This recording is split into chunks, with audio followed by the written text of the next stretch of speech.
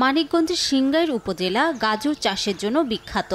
গাজরের ভরা মৌসুম হওয়ায় ভোর থেকে সন্ধ্যা পর্যন্ত গাজর তোলা, বস্তাবন্দি সহ পরিবহনে ব্যস্ত কৃষক।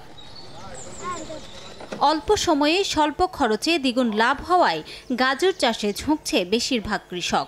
অনেকেই করেছেন নিজের ভাগ্য পরিবর্তন। গাজর বুনছি, পুরুষ মানুষের সাথে কাজ করছে, আমরা ধুচ্ছি।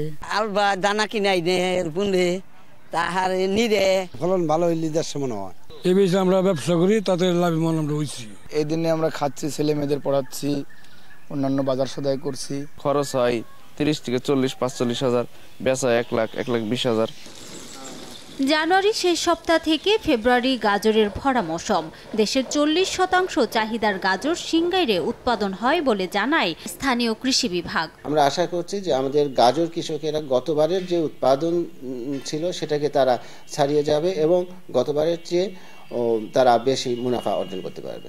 জেলা কৃষি সম্প্রসারণ অধিদপ্তরের তথ্য মতে মানিকগঞ্জের সিংগাইরে 950 হেক্টর জমিতে গাজরের আবাদ হয়েছে।